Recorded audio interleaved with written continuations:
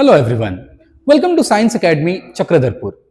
आज मैं रीनीट 2026 में मॉडर्न फिजिक्स से आया हुआ एक सवाल लेकर आया हूं। इस क्वेश्चन में हमारे पास एक फोटोन है और एक इलेक्ट्रॉन है और दोनों के पास सेम अमाउंट ऑफ एनर्जी है। फोटोन के पास है 20 इलेक्ट्रॉन वोल्ट और इलेक्ट्रॉन के पास भी है 20 इलेक्ट्रॉन वोल्ट। तो जब भी कभी आपको एनर्जी इलेक्ट्रॉन वोल्ट में दिया हुआ होगा, आप सबसे पहले उसको जूल में चेंज कर लीजिए। जैसे कि हमें मालूम है कि since 1 electron volt is equals to 1.6 into 10 to the power -19 joule. तो अगर मैं इसको जूल में चेंज करूं तो E इक्वल्स टू होगा 20 into 1.6 into 10 to the power -19 joule. और हमारे पास जो आंसर आएगा, डेसिमल यहां से उड़ेगा तो 10 कैंसल आउट हो गया, तो हमारे पास आया 32 into 10 to the power -19 joule.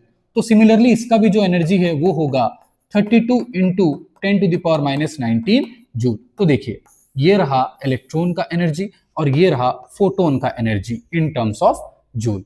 ठीक है, अब देखिए क्वेश्चन में हमें निकालना क्या है, हमें लीनियर मोमेंटम का रेशियो निकालना है। मतलब हमें बोल रहा है, देखिए लीनियर मोमेंटम को हम स्मॉल p से रिप्रेजेंट करते हैं, तो ये p of electron divided bye p of photon.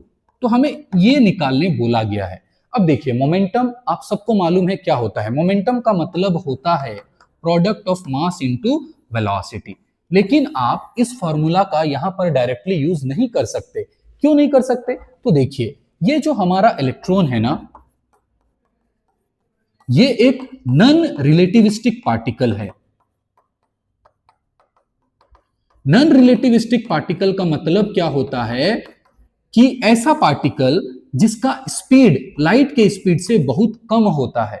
और जब भी कभी आपको एक नॉन रिलेटिविस्टिक पार्टिकल दिया हुआ होगा तो उसका मोमेंटम हम फाइंड करते हैं इस फॉर्मूला से, P is equals to under root of 2m E। यहां पर ये m क्या है? मास है, और E क्या है? एनर्जी है। तो इस फॉर्मूला का यूज करके हम किसी भी नॉन रिलेटिविस्टिक पार्टिकल का मोमेंटम को फाइंड कर सकते हैं। जबकि फोटोन आपका एक रिलेटिविस्टिक पार्टिकल है, और रिलेटिविस्टिक पार्टिकल का मतलब क्या होता है कि जिसका speed is approximately equals to the speed of light. और किसी रिलेटिविस्टिक पार्टिकल के लिए जो हम मोमेंटम निकालते हैं उसका फॉर्मूला होता है E अपॉन C। ठीक है, तो हम इस फॉर्मूला का यूज करके मोमेंटम एक फोटोन का फाइंड कर सकते हैं, और हम इस फॉर्मूला का यूज करके मोमेंटम एक इलेक्ट्रॉन का फाइंड कर सकते हैं। तो अब हम लोग ये दोनों फॉर्मूला का यूज करके सबसे पहले तो मोमेंटम फाइंड करेंगे और फिर इस रेशियो को निकाल लेंगे।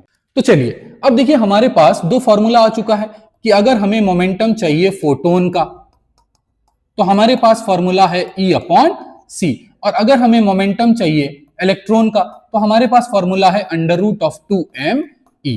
अब हम चलिए वैल्यूज को पुट करते हैं। तो momentum of photon is equals to, हमारे पास क्या वैल्यू आया था? 32 into 10 to the power -19 joule divided by C क्या है? स्पीड ऑफ लाइट, और वो होता है 3 into 10 to the power 8 metre per second. जब आप इसको डिवाइड करेंगे तो हमारे पास आएगा 10.66 इंटू 10 का power -27 kg metre per second. Similarly जब आप इस पार्ट को सॉल्व करेंगे, Pe is equals to under root of 2 into mass of electron कितना होता है? 9.1 इंटू 10 का पावर -31 इंटू एनर्जी कितना है हमारे पास? 32 इंटू 10 टू द पावर -19। अब इसको मल्टीप्लाई कीजिए तो देखिए हमारे पास क्या वैल्यू आ रहा है। हमारे पास यहाँ वैल्यू आ रहा है momentum of electron is equals to 2 into 9.1, so it will give 18.2 into 10 to the power -31 into 32 into 10 to the power -19। जब आप इसको मल्टीप्लाई करेंगे तो हमारे पास आएगा under root of 576 into 10 to the power -50। और जब आप इसको सॉल्व करोगे तो आपके पास आएगा 24 into 10 to the power -25 kg metre per second. तो देखिए हमारे पास मोमेंटम ऑफ इलेक्ट्रॉन भी आ चुका है और हमारे पास मोमेंटम ऑफ फोटोन भी आ चुका है। तो अब हम ये दोनों वैल्यूज का यूज करके इस रेशियो को फाइंड करते हैं। तो देखिए हमारे पास अब क्या आएगा? Therefore momentum of electron divided by momentum of photon is equals to, तो आपका इलेक्ट्रॉन का वैल्यू आया है 24 into 10 to the power -25 divided by 10.66 into 10 to the power -27। अब देखिए ये कैंसिल आउट हो गया तो हमारे पास यहाँ बचा 10 का पावर 2। अब देखिए जब आप 24 को 10.66 से आप डिवाइड देंगे तो ये हमारे पास आएगा 2.25 इंटू यहाँ नीचे में बचा है 1/10 का पावर माइनस 2। अगर मैं इसको ऊपर ले जाऊं तो हमारे पास आएगा 2.25 इंटू 10 का पावर 2। अब देखिए यहां से आप डेसिमल को हटाइए तो ये 100 और यहाँ कैंसल आउट हुआ और हमारे पास क्या आया 225, जो कि है हमारा ऑप्शन नंबर 4।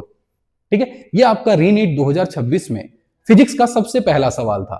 और इस क्वेश्चन को सॉल्व करने के लिए आपको रिलेटिविस्टिक पार्टिकल और नॉन रिलेटिविस्टिक पार्टिकल का कॉन्सेप्ट को अच्छे से आना चाहिए। तो नेक्स्ट क्लास में चलिए हम देखते हैं रीनीट 2026 में आया हुआ फिजिक्स का question number 2। So till then take care.